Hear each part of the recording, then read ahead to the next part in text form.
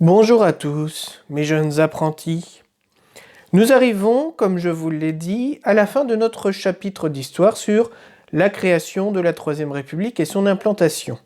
Nous arrivons, après avoir vu l'implantation de la République dans les années 1880-90, et puis ses quelques faiblesses, nous arrivons donc au grand 4 que j'ai intitulé « Le divorce avec l'Église et la victoire de la République républicaine ».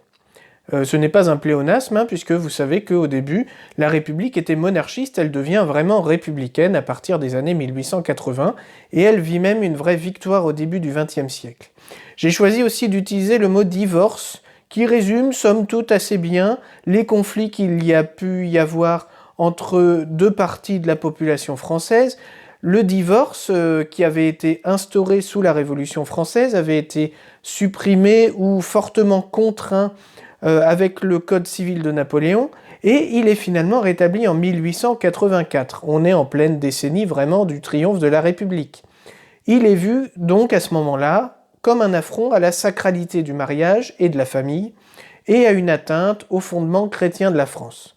Voilà donc pourquoi j'ai appelé ce grand 4, cette dernière partie, le divorce avec l'Église et la victoire de la République républicaine. Nous commençons tout d'abord cette dernière partie qui sera en deux sous-parties avec donc le petit 1 de Waldeck-Rousseau et la loi de 1901, et puis on passera avec le petit 2 à Émile Combes et la loi de 1905. Dans cette première vidéo, ce cours il sera composé de deux vidéos pour être moins long et moins lourd à suivre. Donc dans cette première vidéo, nous allons parler de Waldeck-Rousseau et la loi de 1901. Et d'abord, petite première partie, petite introduction, le grand A, le contexte politique. Il y a des élections législatives en 1898, c'est une victoire des républicains modérés, mais également des progressistes qu'on a appelés au début de la Troisième République les opportunistes, c'est-à-dire les républicains qui s'accommodaient du contexte qu'ils vivaient. Donc on les appelle désormais les républicains progressistes. Mais ces républicains, les ex-opportunistes, les progressistes donc, perdent quand même des sièges. Et donc cette coalition qui obtient la victoire à ces élections, elle est aussi composée des radicaux indépendants, auxquels sont également ralliés des catholiques. Ça c'est une nouveauté à l'époque. Le gouvernement est donc républicain et de centre droit, et il s'est rallié des catholiques. Il y a par contre dans la même période une avancée importante de l'extrême gauche, mais cette extrême gauche ne parvient pas au pouvoir, elle n'a pas assez de sièges. Jules Méline, qui a été président de la Chambre en 1888 et 89, devient président du Conseil le 28 avril 1896, donc 2 ans avant ses élections, et il est reconduit par ces élections au pouvoir. Jules Méline, c'est un personnage assez important, si vous voulez, comme exemple que l'on pourrait approfondir, puisqu'il a fait partie des élus de la commune qui ont décidé de démissionner après les élections du 26 mars, par souci de l'égalité. Vous voyez, cette majorité des élus qui n'étaient pas extrémistes lors de la commune et qui ont démissionné par loyauté envers le gouvernement républicain officiel, Jules Méline en a fait partie et ça ne l'a pas empêché ensuite de continuer à être au pouvoir et de devenir président du Conseil donc. Je vous ai parlé des catholiques qui se rallient à la coalition républicaine qui obtient les élections, qui gagne les élections de 1898. On va effectivement appeler ça le ralliement, avec un grand R, puisque c'est un vrai événement politique en France. On va appeler les personnes qui y adhèrent les catholiques ralliés. Et donc le contexte de ce ralliement, alors il est un peu plus ancien, mais quand même assez récent. Le 16 février 1892, le pape Léon XIII publie une encyclique, c'est-à-dire une lettre circulaire, si vous voulez, c'est comme ça qu'on l'appellerait dans un milieu plus administratif ou plus politique, donc une encyclique, une lettre à destination de tous les évêques du monde, mais aussi du clergé et des fidèles chrétiens. Cette encyclique qu'il publie, ça s'appelle Inter Sollicitudines, ce qui veut dire en latin au milieu des sollicitudes. Le titre d'une encyclique, c'est toujours les premiers mots de l'encyclique en question. Donc, cette encyclique qui commence par Inter Sollicitudines en latin, c'est le titre qu'on lui donne par extension. Et donc, dans cette encyclique, le pape appelle les catholiques à adhérer à la République française et à s'y engager politiquement. Le pape, dans cette encyclique, donc, il dissocie le christianisme politique de la revendication royaliste. Il rappelle donc que l'Église catholique peut parfaitement s'accommoder d'un régime républicain, comme c'est le cas dans beaucoup d'autres pays du monde déjà à l'époque. Il y a donc un souci d'apaisement du côté de Léon XIII, et ça on l'a déjà évoqué en parallèle avec Jules Ferry dans une vidéo précédente. Donc voilà, les catholiques commencent à se rallier en masse à la République. On est toujours dans cette époque aussi, alors les élections de 1898, donc on y revient, on revient à ce contexte là que j'ai commencé à évoquer. On est vraiment à l'époque où l'affaire Dreyfus éclate pour de bon. J'accuse de Émile Zola a été publié en janvier 1898, donc c'est vraiment cette année où l'affaire Dreyfus va avoir un retentissement important dans la vie politique française. Alors je vous l'ai dit, Méline est au pouvoir, mais finalement il ne va pas rester au pouvoir très longtemps, puisque Henri Brisson revient au pouvoir comme président du Conseil dès le 28 juin, mais il ne reste au pouvoir que 4 mois. Il est suivi par Charles Dupuy, et pendant la présidence du Conseil de Charles Dupuy, le président de la République, Félix Faure, meurt brutalement le 16 février 1899, dans des circonstances que je vous laisse le plaisir de chercher. 2 jours après, en tout cas, Émile Loubet est élu président de la République contre son opposant qui s'était présenté contre lui, le fameux Jules Méline en question. Nous sommes donc en pleine année 1899 avec un nouveau président de la République, Émile Loubet, et avec cette fois encore un nouveau président du Conseil. À partir du 22 juin 1899, c'est Pierre Waldeck-Rousseau qui devient président du Conseil. Il va établir le record de longévité d'un gouvernement sous la Troisième République, puisqu'il va tenir un gouvernement de coalition pendant 3 ans, ce qui est énorme si vous comparez avec tous les autres gouvernements que je vous ai exposés qui duraient pour la plupart moins d'1 an. Il est à la fois président du Conseil et ministre de l'Intérieur et des Cultes, puisque je vous le rappelle également, sous la Troisième République, le président du Conseil, l'équivalent du Premier ministre, cumule toujours cette fonction avec un autre ministère précis. Qui est Pierre Waldeck-Rousseau? C'est un républicain modéré, avocat de formation, fils d'un député constitutionnel républicain de 1848, et qui était aussi maire de Nantes. Donc vous voyez, il hérite quand même d'un engagement politique de la part de son père, à la fois député et maire de Nantes. Et Pierre Waldeck-Rousseau, lui, a déjà été ministre de l'Intérieur sous Jules Ferry. Il a également été évidemment député, puis sénateur, et même candidat malheureux à la présidentielle de 1895. Waldeck-Rousseau cherche à unir les institutions contre la montée des extrémistes. Les extrémistes de droite, les anti-dreyfusards, les boulangistes, les anti-parlementaristes et les extrémistes de gauche, particulièrement la montée des socialistes, des révolutionnaires, des anarchistes. Et ces extrêmes ont tendance à monter énormément avec l'affaire Dreyfus. Donc il cherche à modérer la vie politique française et à éviter la prise de pouvoir de ces extrêmes. Quant à Alfred Dreyfus, la condamnation de ce capitaine Dreyfus a été cassée par la justice le 3 juin 1899 et la Cour exige la révision du jugement. Waldeck-Rousseau, en parallèle, commence à remplacer les préfets, les juges et les officiers anti-dreyfusards. Clairement, il préfère prendre le parti de la justice plutôt que de la raison d'État et de la protection de l'armée. Dreyfus va être condamné à la suite en septembre à nouveau pour trahison, mais avec cette fois, je vous l'ai déjà dit, avec circonstances atténuantes. En gros, la justice veut soutenir l'armée, donc elle ne la discrédite pas complètement, mais elle allège quand même énormément la peine de Dreyfus. Et Waldeck-Rousseau, président du Conseil, propose aux défenseurs d'Alfred Dreyfus de demander la grâce présidentielle, ce que le président Loubet accorde, donc Alfred Dreyfus est gracié, mais il ne va être réhabilité que plus tard.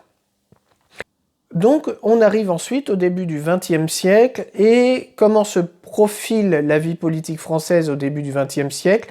On a d'une part des socialistes qui commencent à obtenir des sièges à la Chambre, on a également le ralliement des catholiques qui assument finalement de devenir républicains plutôt que monarchistes, et puis on a aussi une implantation des francs-maçons dans les institutions. Je dis encore une fois que ce n'est pas par complotisme que je parle des francs-maçons, mais que c'est une réalité incontestable qu'on retrouve dans les textes historiques et que d'ailleurs Pierre Miquel, dont je vous ai déjà parlé, développe dans un chapitre entier de son livre. Et donc les francs-maçons, on en dénombre à peu près 250 à la Chambre sur environ 568 députés, c'est pas rien, et 200 sur 300 sénateurs. Donc 2/3 des sénateurs à cette époque-là. Alors évidemment, si on en parle, c'est que cette présence franc-maçonne, de la même manière que la présence catholique dans les années 1870, va influencer la vie politique française de façon non négligeable à l'époque. Nous arrivons donc, après ce contexte, à la loi de 1901, grand B, entre liberté civile et répression religieuse. La loi de 1901, c'est une loi du 1er juillet 1901, et elle s'appelle la loi sur les associations. Vous entendez souvent parler, je pense, d'une association loi 1901, ce qui fait directement référence à cette loi. Elle était préparée, cette loi, depuis 1899 par Waldeck-Rousseau lui-même, qui y tenait, et avec cette loi, les associations n'ont désormais plus besoin d'autorisation préalable pour se former, une autorisation qui était accordée par le préfet. Il s'agit maintenant simplement entre un contrat entre les membres de cette association, et donc ces membres n'ont juste besoin que de la déclarer, mais n'ont pas besoin de demander l'autorisation du préfet. Vous me direz, ça paraît pas compliqué, c'est un régime de liberté, pourquoi nous parler de cette loi 1901? En fait, il y a eu un fort débat autour de la loi. Les députés et les sénateurs sont favorables à la liberté d'association, mais ils sont majoritairement anticléricaux, puisqu'ils sont majoritairement francs-maçons. Ils ne veulent pas accorder cette liberté d'association aux congrégations religieuses, vous voyez, ça serait ouvrir énormément de liberté à ceux mêmes qu'on est en train de combattre. D'où un débat de 3 ans. Finalement, Waldeck-Rousseau trouve une alternative. Les associations, c'est-à-dire une association, c'est défini par la mise en commun de connaissances ou d'activités de façon permanente. Donc ces associations, elles sont libres de se former sans accord préalable tant qu'elles n'ont pas de but lucratif et si elles ne vont pas à l'encontre de la loi. Jusque-là, rien à voir avec la religion. Mais il y a un régime spécial pour les congrégations religieuses, elles doivent obtenir, elles, une autorisation. Je vais vous lire des extraits de la loi qui sont assez clairs en fait sur ce régime d'exception pour les congrégations religieuses. Alors la loi de 1901, nous lisons par exemple à l'article 13 « Toute congrégation religieuse peut obtenir la reconnaissance légale par décret rendu sur avis conforme du Conseil d'État. » Je poursuis un peu plus loin. La reconnaissance légale pourra être accordée à tout nouvel établissement congréganiste en vertu d'un décret de Conseil d'État. C'est un établissement congréganiste, c'est une école privée religieuse. Article 14, qui a été abrogé en 1940, mais donc qui entre en vigueur pendant une quarantaine d'années, finalement, pendant 39 ans. Nul n'est admis à diriger, soit directement, soit par personne interposée, un établissement d'enseignement, de quelque ordre qu'il soit, ni à y donner l'enseignement s'il appartient à une congrégation religieuse non autorisée. Article 16, lui, a été abrogé en 1942. Toute congrégation formée sans autorisation sera déclarée illicite. Et l'article 18, les congrégations existantes au moment de la promulgation de la présente loi, qui n'auraient pas été antérieurement autorisées ou reconnues, devront, dans le délai de 3 mois, justifier qu'elles ont fait les diligences nécessaires pour se conformer à ces prescriptions. À défaut de cette justification, elles sont réputées dissoutes de plein droit. Il en sera de même des congrégations auxquelles l'autorisation aura été refusée. C'est donc un régime spécial en ce qui concerne les congrégations religieuses. C'est en fait donc, pour résumer, un régime de liberté, sauf pour les congrégations. On est toujours dans un contexte de lutte scolaire et on a la capacité de bloquer les écoles libres avec la loi. On ne va pas s'en priver. La loi du 1er juillet est accompagnée d'un arrêté ministériel concernant la manière de former les demandes d'autorisation qu'on envoie aux congrégations pour leur dire voilà comment vous devez formuler votre demande. À l'appui de leurs requêtes, les congrégations doivent fournir leur statut, c'est-à-dire leurs règles ou leur constitution, la manière dont elles fonctionnent. Et elles doivent aussi fournir un état de leurs biens et un état de leurs membres, c'est-à-dire qui composent ces congrégations. C'est exigé par la loi. En outre, les statuts doivent contenir l'engagement de se soumettre à la juridiction de l'ordinaire du lieu. L'ordinaire du lieu, c'est le religieux qui a la charge officielle d'une portion du territoire. En gros, généralement, c'est un évêque dans un diocèse. Enfin, ces statuts doivent être expressément approuvés par l'évêque de chaque diocèse, par ailleurs nommés par le pape, forcément avec l'approbation du président à l'époque. On n'est pas encore dans un état laïque, et donc c'est le président de la République qui nomme conjointement avec le pape les évêques de chaque diocèse de France. Et donc ces évêques nommés conjointement par le pape et le président de la République doivent, eux, accorder leur appui aux congrégations. Vous voyez, ça peut être un petit peu compliqué dans un contexte où la République va commencer à se confronter à la papauté, et donc va par exemple refuser de valider la nomination d'un évêque nommé par le pape, ou va nommer des évêques sans l'autorisation du pape. Ça va pouvoir envenimer la situation. Voilà pour cette loi de 1901. Prochaine vidéo qui va suivre, on va parler d'une autre loi qui date de 4 ans après, la loi de 1905.